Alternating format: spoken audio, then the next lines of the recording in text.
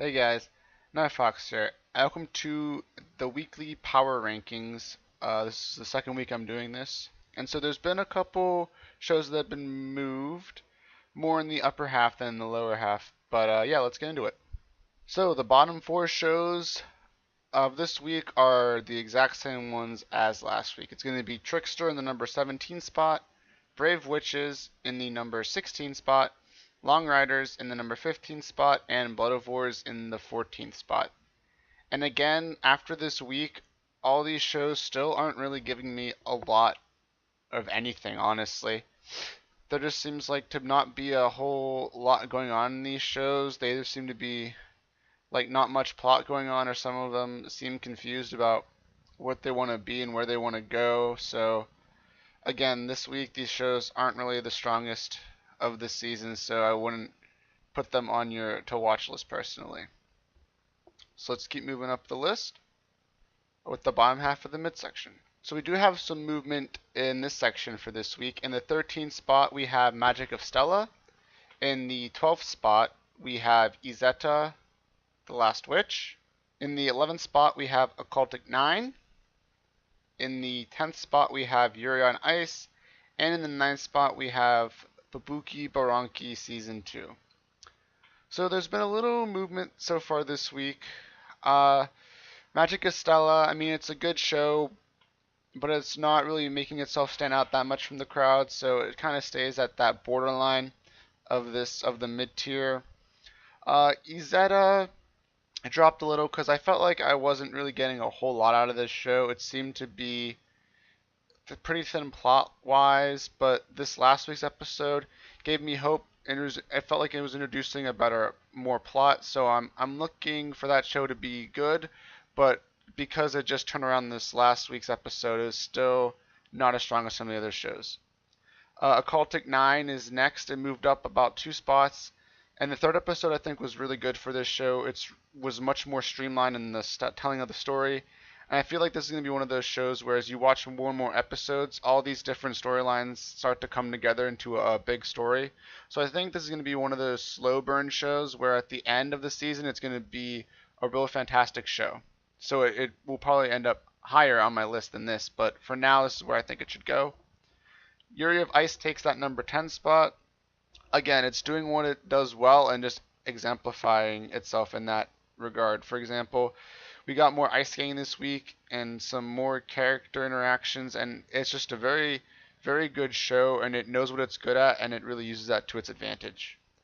And then we have in the 9th spot, Babuki Baranki Season 2.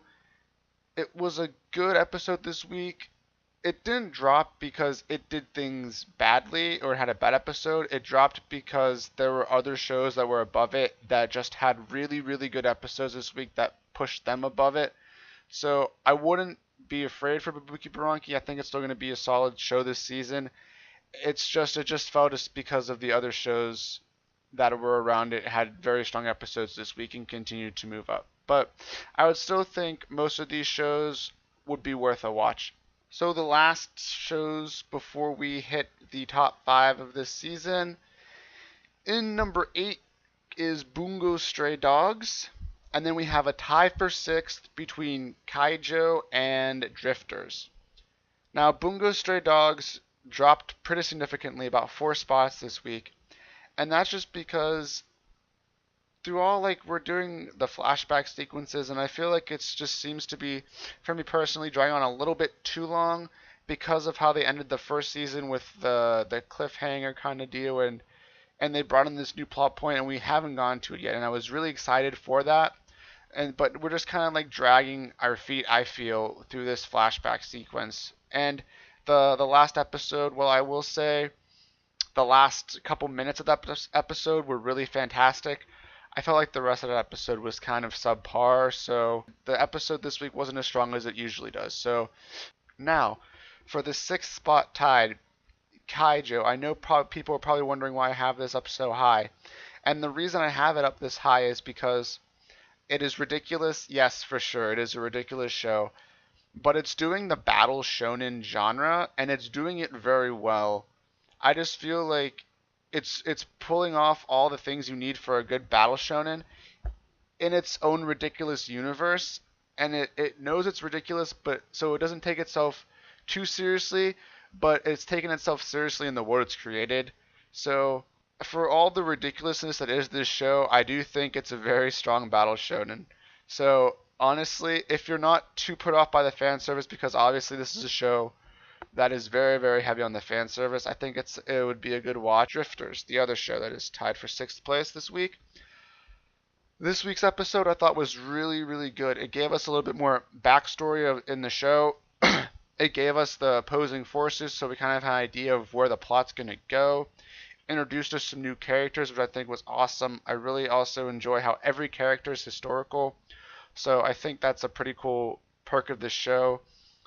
But yeah, this week was really good. Really gave us a strong plot point to move forward from to really start this show moving along. So now let's move into the top 5. Alright, so in the number 5 spot we have Nanbaka. It was in the 9th spot last week, so it had quite a significant jump. And the reason I moved it this high up into my top 5 is because for the past 3 weeks, I've been watching this show and it's kept up its comedy. I was a little skeptical of putting it this high up the first 2 weeks because I just wanted to make sure that it kept the same level of comedy and didn't drop off or anything as we moved throughout the episodes in the coming weeks. But honestly, it's kept that same level of comedy. I'm usually laughing the whole entire episode. It's a very, very strong comedy show. So, I mean, if it keeps up this level, I think it's going to probably stay in my top 5 for most of the season. But it is a really top-notch comedy show. So if you're looking for some laughs, I would highly suggest this show because I don't think it's going to be falling off anytime soon. So, moving on. In the number 4 spot, we have March Comes In Like a Lion, which was in the 5th spot last week. It moved up 1 spot. This last episode was pretty good. I'm just really enjoying this show a lot, and I think it's one of those shows that may take a couple episodes to ramp up. Now granted, it is going to be a 2-core show. It's going to be 23 episodes, so it may be more of a slow burn, like I was saying with the Cultic 9, just in a longer sense, because it is going to be that 23 episodes. But it's just such a great slice of life show. Like, that's really what it is. I mean, it's just the kid following the shogi player around in his day-to-day life, and I just love the slice of life genre and how they're doing it, and that we get such insight into the character because of all his inner monologues we hear. So this show is really knocking out of the park. I think the directing is great. I think the art style is different but works really well with the show. I love the backgrounds. I'm really loving everything about this show so far. So it's a great show. If you enjoy slice of life, I would highly suggest you watch this show. I think you'll really enjoy it. In the number 3 spot, we have Magical Girl Raising Project.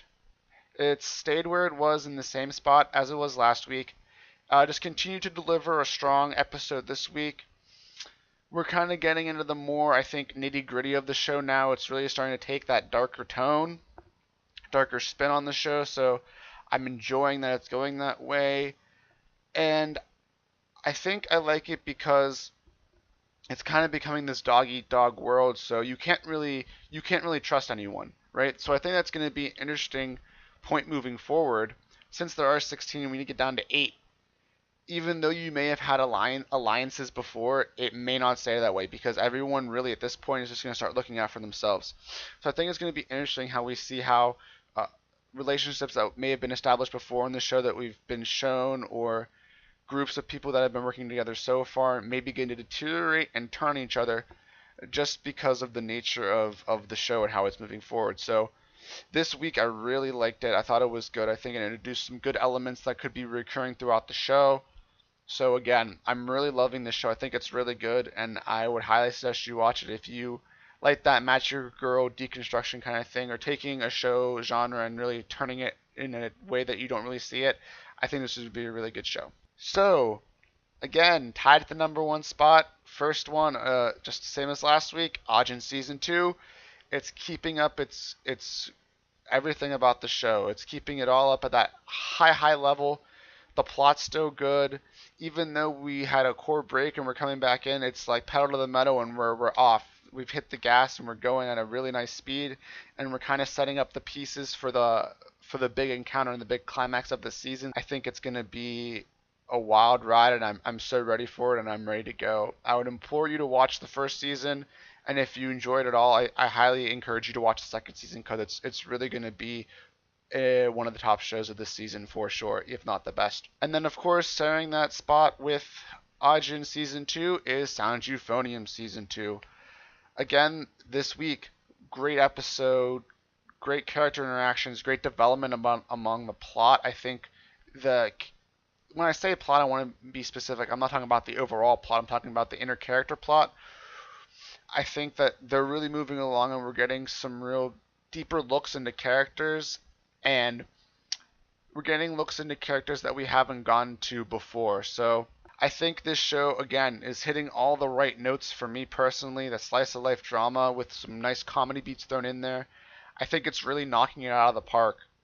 So again, if you haven't seen season 1, I highly encourage you to go watch season 1 and then come and watch season 2.